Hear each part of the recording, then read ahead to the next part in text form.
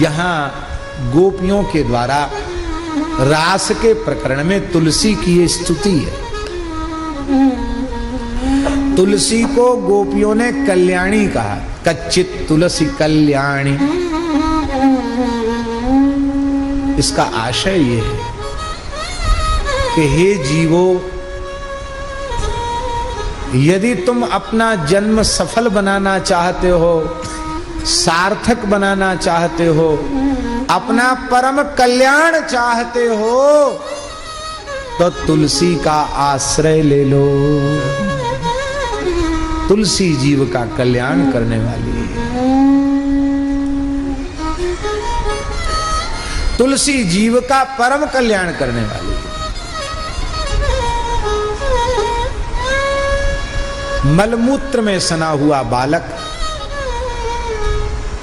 इतना घृणित हो जाता है कि उस बालक का पिता भी उसे छूना नहीं चाहता, कोई उसको छूना नहीं चाहता।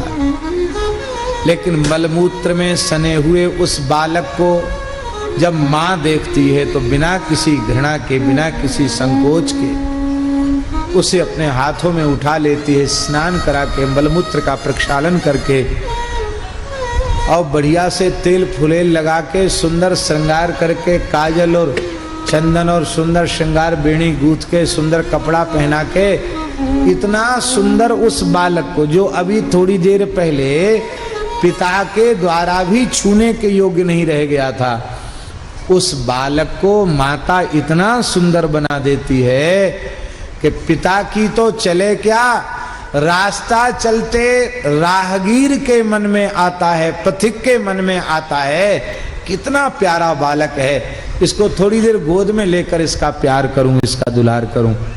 बालक को देखकर मन में ऐसा भाव जगता है। हम लोग भी मलमूत्र में सने हुए हैं, अविद्या माया में सने हुए हैं, इसलिए तुलसी की शरण लेनी है। तुलसी महारानी आश्रय देंगी, तुलसी की का आश्रय जीव लेगा, तुलसी अपने अंक में ले लेंगी तो हमें इतना सुंदर बना देंगी, इतना सुंदर बना देंगी कि श्री ठाकुर जी का भी मन ललचा जाएगा कि इतने छोटे अपने प्रिय बालक को तो मुझे गोद में बिठाकर दुलार करना चाहिए। भाव से तुलसी का आश्रय लो, तुलसी को धारण करो, तुलसी में जल चढ़ाओ, तुलसी का सेवन करो, तो यह तुलसी जी ही तुम्हें कृष्ण की अंक के योग्य बना देंगी, ठाकुर जी की गोद तक पहुंचा देंगी। तुलसी की इतनी महिमा है। अभी भगवत कृपा से परसों ही स्कंद पुराण का पाठ पूर्ण हुआ, रामेश्वरम भगवान के धाम में पूर्ण हुआ। तो अंतिम अध्याय में, उन 2-3 अध्यायों में तुलसी की इतनी महिमा, इतनी महिमा, अब हम क्या कहें। मन तो ऐसा कर रहा है कि कल हम पोथी के वो श्लोक ला करके यहाँ सुनावें, इतने सुंदर तुलसी के महात्म्य।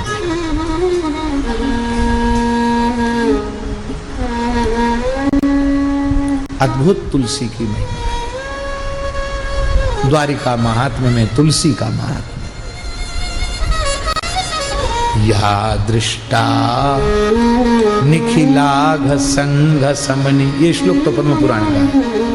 या दृष्टा निखिलाघ संघ समनि, तुलसी जी दर्शन मात्र से संपूर्ण पापों का नाश करने वाली।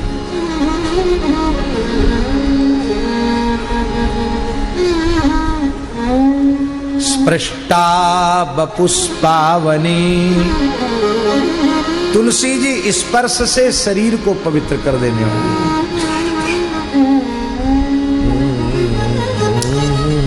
ये शरीर मलमूत्र का भांड है।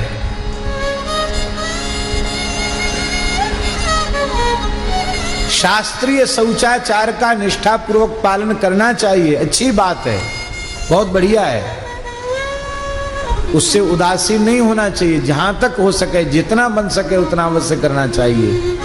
किंतु हम निवेदन यह कर रहे हैं कि चाहे जितना धो मांजो, मलमूत्र तो इसमें रह गई, पूरा मल मूत्र निकल जाए तो मर जाएगा। क्यों महाराज जी? आयुर्वेद के अनुसार भी, चिकित्सा विज्ञान के अनुसार भी मल मूत्र पर ही शरीर टिका हुआ है।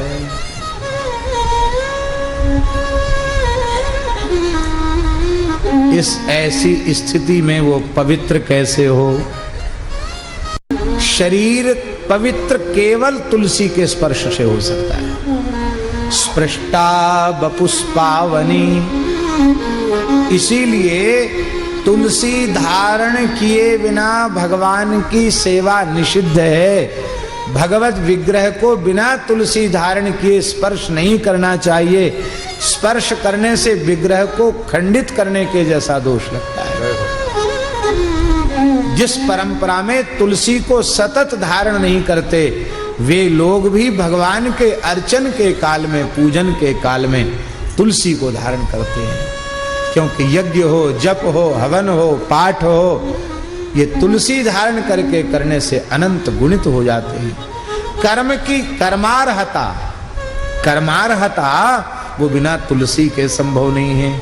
तुलसी अवश्य धारण करनी चाहिए। तो कच्चित तुलसी कल्याणी गोविंद चरण प्रिय, हे गोविंद के चरण कमलों की प्रिया,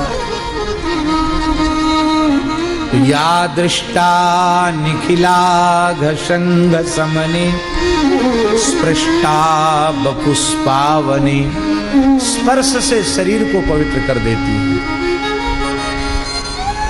रोगाणाम अभिवंदिता निरसनी,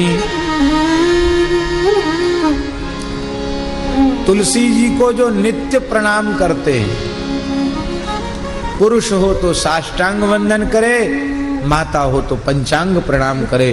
तुलसी को नित्य प्रणाम करने वालों के शरीर में असाध्य रोग कभी पैदा नहीं होते।